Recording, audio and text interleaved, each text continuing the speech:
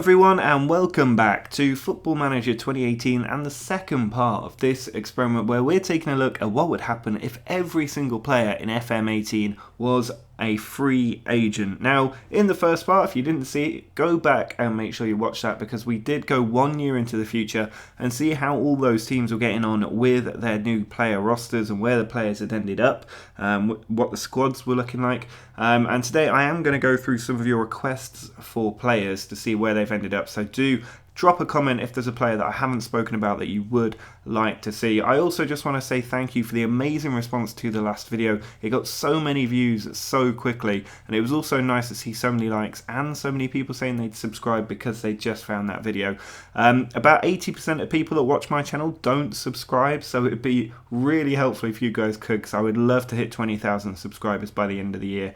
And it also helps the channel grow and more people see it. So thanks to everybody who did do that. But let's go through some of the names of players that you guys asked me to look at. Now the first one is Moussa Dembele, who's actually ended up at Freiburg. Somebody also wanted to have a look at Edison Cavani, who's now at Arsenal. Son was another request. I'm not going to go on every player's profile. Son Heung-min might be a better search there. He's actually gone to Manchester United. Thomas Müller.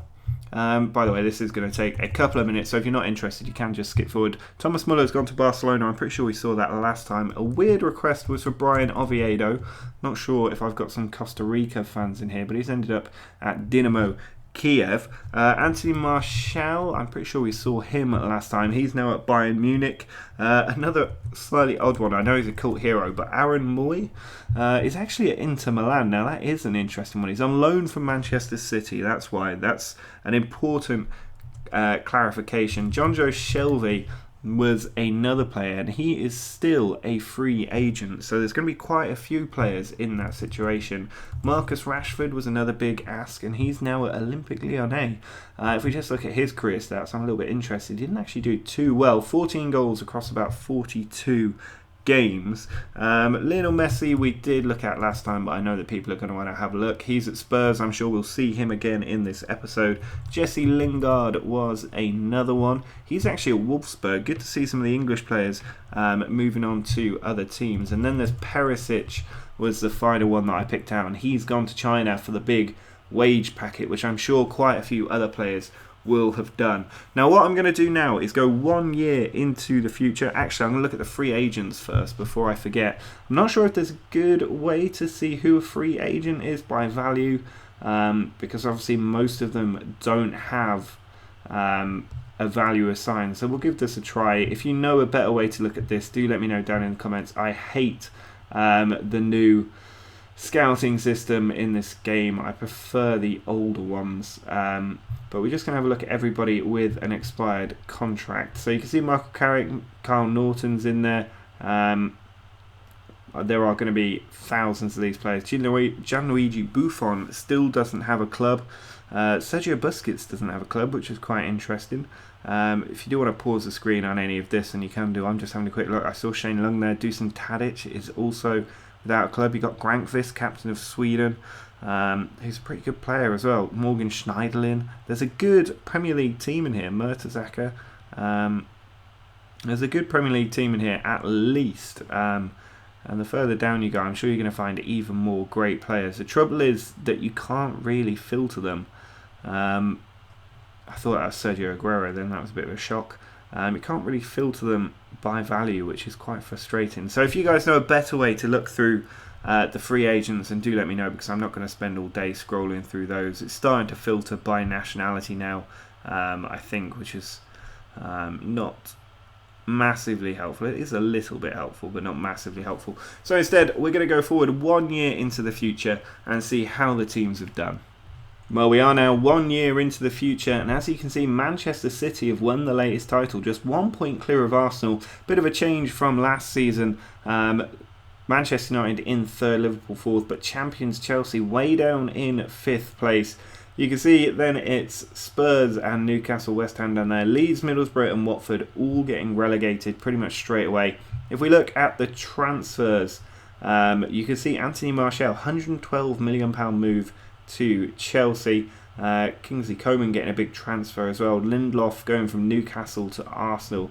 Januzaj from Stuttgart to Everton. Everton spending a little bit of money. Somebody did ask about Kieran Trippier. You can see he's gone from Leicester to Everton. You've got Khazri in there. Paulinho has moved to Manchester United. I'm not sure that's the original Paulinho or the one that we all know. This might be easier if we search it by the club they've gone to. We can see who's picked up who. If we go to the big clubs, Chelsea picking up Martial and Designy. Just butchered that, I know I didn't really look at the name. Boyan's gone to Leicester. Liverpool not really signing anybody, but this is the most current season. Maybe it would help if I went back a season. See Aston Villa picking up an awful lot of players there. Bournemouth also going on a bit of a spree, bringing in Delac. Burnley, I mean, how many players have Burnley signed? This is the second season into the game and they've signed this many players. Quite a few of them not too bad. Reece Oxford a good pickup. Jada Silva in there, gone for the young players. Chelsea getting Adam Lallana, Andre Gomez and James Rodriguez. Paid 76 million for him when he was on a free not too long ago. Maybe worth just an extra initial payment offer the year before would have helped. Everton bringing in Ivanovic. Not too many big names there for Everton. Leeds, another team going on a massive spending spree. Leicester brought in Nick Pope from the England squad. Ryan Sessegnon in there as well. Liverpool, they brought in Jack Wilshere from Newcastle. Paid £50 million for him. I think you've been done there. That's Andy Carroll Mark II. Nastasic, you've got Kasper Dolberg has gone from Lyon to Liverpool. They're paying money for players when there are so many good players still on a free. City doing the same. Picking up Pereira, Hector, Masaccio, Daniel Sturridge, they paid nearly 30 million for from Bayern. They did bring up Ben Woodburn and Callum Wright on free. United signed Salah from Barcelona for 76 million. But otherwise, they're doing quite well, bringing players on a free, like Arturo Vidal, who was still on a free a year after this experiment began. Now let's go down some other big clubs. Newcastle, they have picked up Theo Hernandez. This is not great reading. Mattia Destro. I can see us getting relegated from this. They did bring in Zuba from Lokomotiv Moscow, famous from this World Cup. They did get Justin Kluivert though, paid nearly 30 million for him. They've gone out on a spending spree, Newcastle. PSG poaching a couple of players as well. Roma doing the same. They picked up Moise Kean but on a loan. Southampton going on a huge spree. Saido Berahino ended up there. Patrick Cutrone is a very good one. Anthony Lopez, not bad either.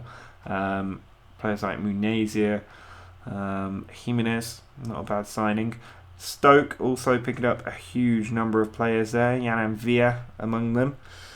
Swansea, a few there, not too many. Watford, how many have Watford signed? Watford, what are you doing? This is the second season of the game and you're spending, or not even spending necessarily, but you're bringing in this many players who are just never going to be able to gel together. It's insane. And West Ham also going on a big spree. Gary Medel coming back to the Premier League. And I think those teams actually didn't do too well. I mean, Watford, no wonder you finished bottom. You brought in so many players. There was never going to be any chance for them all get together and actually do well. So you can see there, City winning the Premier League. Interesting transfer business going on. If we have a look at La Liga, who are now top of the rankings, you can see Real Madrid have won the league, 3 points clear of Barcelona. Sevilla in third place, doing very well. Can't see... Valencia are in 8th. I was a little bit worried they'd been relegated there. Atletico Madrid in 4th. Higuain, the top goal scorer, having gone back to Real Madrid. Luis Suarez now at Atletico Madrid getting 20 goals. And Harry Kane, second highest average rating. Idrissa Gueye, second most assists. And William Carvalho at the top there. Interesting players at the top there, but they're pretty similar to La Liga players, or pretty similar clubs to the La Liga players, just moving around a little bit. Now if we go back to the top here, you could pause this at any point if you want to have a look. Atletico Madrid though, the big club we want to look at. This was actually for the correct season, I believe it is for the correct season. So you can see Abdenor Marino brought in, young Gouffron, why are they signing him? Pedro, good signing there. Otherwise, not too many great players brought in by Atletico, which is why they did finish 4th. You can see Barcelona bringing in Lorenzo Insigne for nearly £101 million. Not too familiar with the rest of these players, though. They might be young players coming through, but Barcelona being a little bit conservative with their business, it has to be said. Eibar bringing in a huge number of players. Getafe doing alright. Granada doing alright as well. Leganes picking up a few. Levante getting some. Malaga brought in Zagayev from the Russian side. But not too much there. Misaki are going to City. Real Madrid, who've they picked up? Leo Baptistao. Keita Balde for nearly 48 million from Hoffenheim. But otherwise, again, Real Madrid not picking up that many players, and I think they're going to lose their ranking at the top of the league at this rate. But you can see Sevilla bringing in quite a few decent names as well. So La Liga looking a little bit interesting. I do want to have a quick look at the Real Madrid and Barcelona squads because they are still going to be very strong. You can see Higuain, Sanchez, Firmino, Yarmolenko. It's a very, very strong side. I think they're going to be alright in their hunt for more Champions League titles. And if we have a look at Barcelona as well, who are in a pretty similar position, Harry Kane, Griezmann, Milinkovic, Savic, Mane, Müller, Bernardo Silva, their attacking wealth is staggering. They've even got Draxler down here, Jordan Pickford between the sticks, nice to see.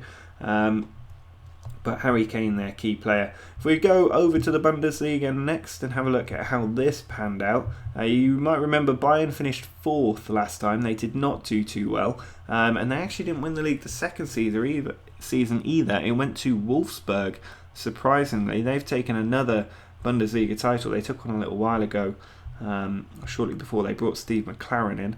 But they've got Kai Havertz in the club, Carrasco, Gelson Martins, there's Jesse Lingard. Manuel Neuer, probably the big signing they made that has really made a huge amount of difference for them. But it's not a world-class squad, which makes me question what Bayern are doing to be losing round to teams like Wolfsburg. And if we have a look at Bayern's team, I mean, they've got Luis Enrique in charge, but they've got Coutinho, Rafinha, Gundogan, Felipe Anderson, Morata. It's a good side. There's no reason why they wouldn't be winning the league.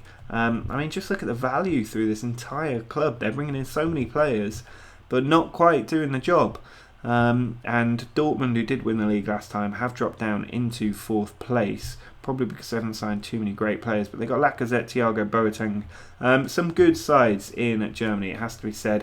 If we have a look at the transfer history for this league, sorted by club, once again, we'll just go back to the top. You can see how many transfers have happened here. This might take a little while, so don't pause if you want to look at any individual club. I'm going to focus on the big ones, and you can see Bayern getting closer to the top this time because they did bring in a lot of players, but this many players will just unsettle your team and make it difficult to get consistency, especially bringing them in on a free transfer, which you can do more liberally than you can with permanent signings. And you can see Dortmund did the same and lost the title, dropping further down as a result.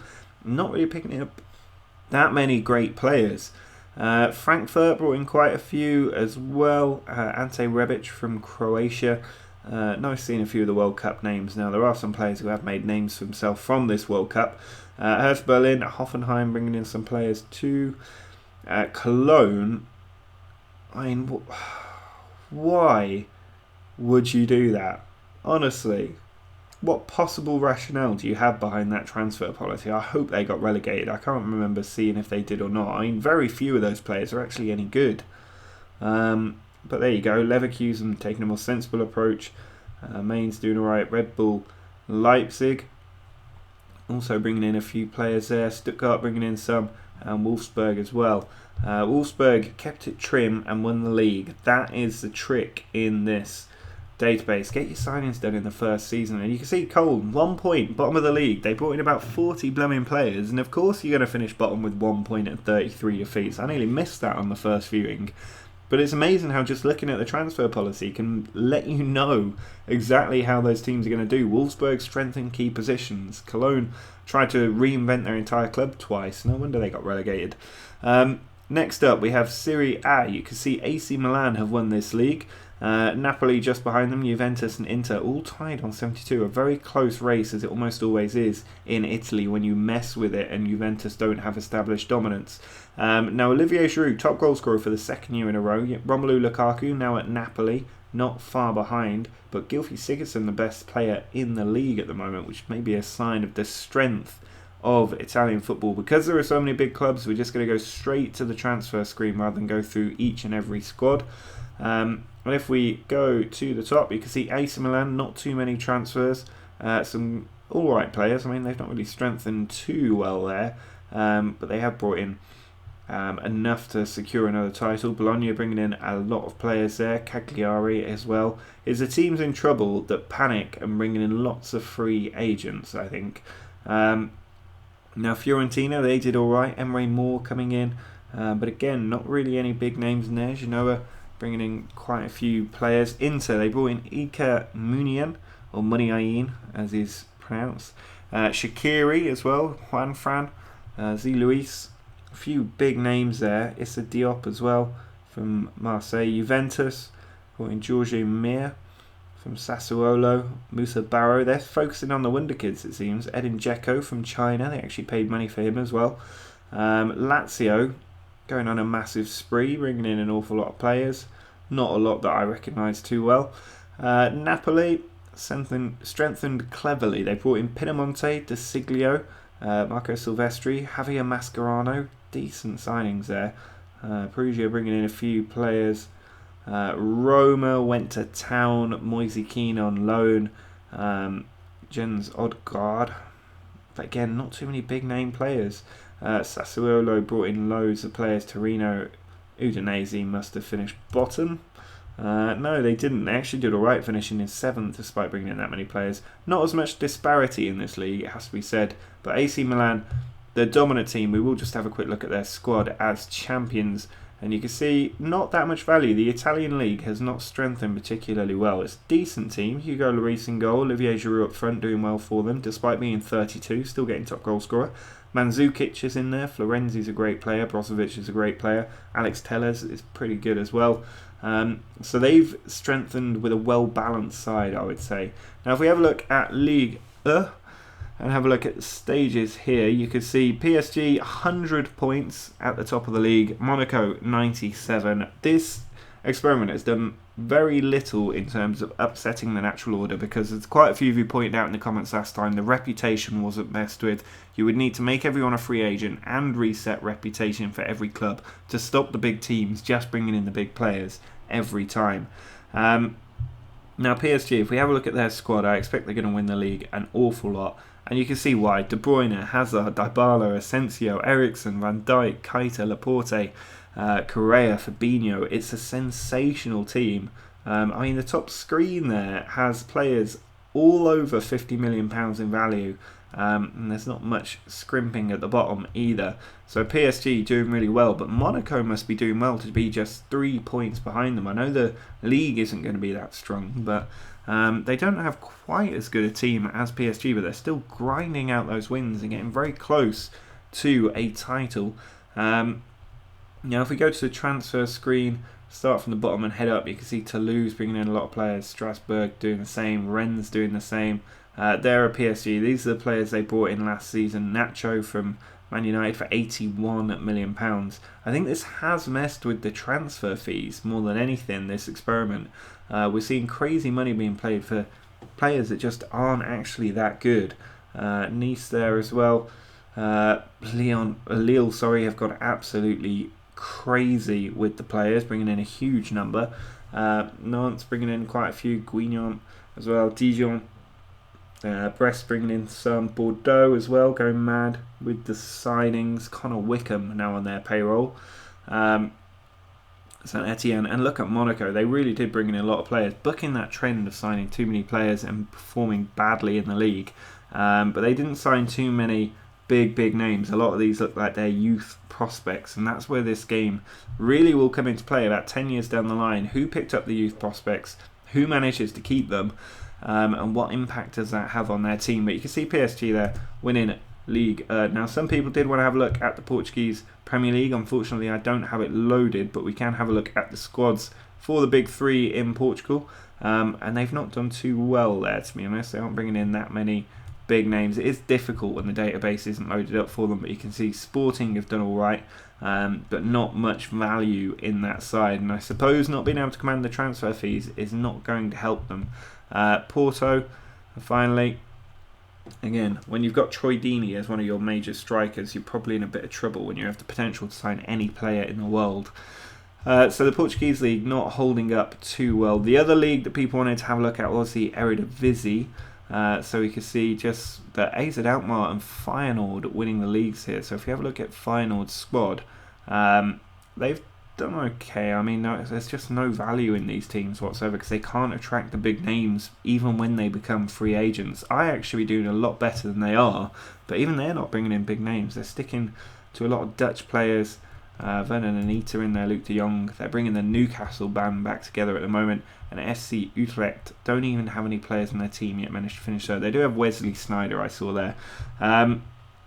So you can see there, if we just have a quick look, I know somebody will want to look at Celtic and Rangers as well and who they picked up. You can see Celtic there actually doing alright, bringing in good names. Patrick Bamford joining the club, Hal Robson-Kanu in there. It's not a bad side. Stephen Fletcher in the team as well. Rangers, if we look at their squad, you can see, I mean, it's just not that great. Given it's a reset, you would expect these teams to be doing so much better than they are. Now let's have a look at the Champions League and see how this worked out. Now you can see Bayern Munich, the current holders here. If we just go and have a look at the quarterfinals onwards from last season, you can see Dortmund beat Sevilla, Man United, Arsenal and Bayern all going through. No real shocks in the teams in and around those positions. And United 7-1 on aggregate over Dortmund. Bayern just scraping through against Arsenal. And it was Bayern getting a 2-1 reverse of United from the 99 final there. And if we just drop down to the Europa League and have a look, this is where we're more likely to see a bit of upset. And you can see Porto, CSKA Moscow doing well for unloaded leagues. But Barcelona are in there, and I assume they've won it. They have. Barcelona and Spurs making the final, and in the final, Barcelona 3-1 victors. We will have a quick look at the World Cup as well, which obviously happened, and it's repeated itself. Didn't quite hit the right tab there, but if we look at... why does it keep changing at the very last second? That's really frustrating. Look at that, it just pops up. World Cup, France have won it, as in real life. That's... are imitating life right here. If we have a look at the quarterfinals, you can see France beat England 1-0, Italy beat Croatia, Denmark over Argentina and Germany. So Denmark made it to the semi-finals of the World Cup, but it was France who beat Germany on penalties, and then Denmark made it to the final against Italy, but France beat them 3-1 in the final. No upset there, and France are the world champions in game and in real life. Now you can see World Player of the Year here, or Footballer of the Year. Luis Suarez won this one. Goalkeeper of the Year went to Manuel Neuer, despite, he won the league at Wolfsburg, so not despite only being at Wolfsburg. But you can see Jan Oblak at Real Madrid in second, Hugo Lloris in third. World Golden Ball went to Luis Suarez as well. Ronaldo and Cavani just behind. World Player of the Year we saw was Suarez, and the World Team of the Year, Suarez up front, Ronaldo, Lallana in there for Chelsea, Firmino, Mata and Coutinho, Marcelo, Varane, Bonucci, Carvajal, and then Neuer in goal. No surprises amongst the substitutes. This is the biggest surprise of all. And I mean, look at that. He got 19 goals, 20 and 46 for Sevilla. Moved to Chelsea. He's not done as well there, but a good average rating after a £49 million move. So Adam Lallana tearing it up in this refreshed world. I do want to have a quick look at the England squad setup, and you can see Harry Kane up there, Dele Alli, Eric Dyer in there, John Stones. All the big names from the World Cup are in there. Ross Barkley currently at Bayern Munich. Daniel Sturridge is in there. Harry Maguire now Arsenal alongside Joe Gomez. Smalling's at Wolfsburg. Rose is at Liverpool. Butland at Lyon. Aaron Cresswell's gone to Real Sociedad, and Pickford at Barcelona. Troy Deeney at Porto has managed to get into the England squad. So that is going to be it for this episode. I hope you guys did enjoy that. Make sure to hit that subscribe button so that you see the next part in a couple of days' time. And do drop a like on the video if you would like to see another part. Maybe let me know in the comments if you want to go 1 year in the future, 3 years, 5 years. Let me know how you want this to run forward. But until next time, see ya.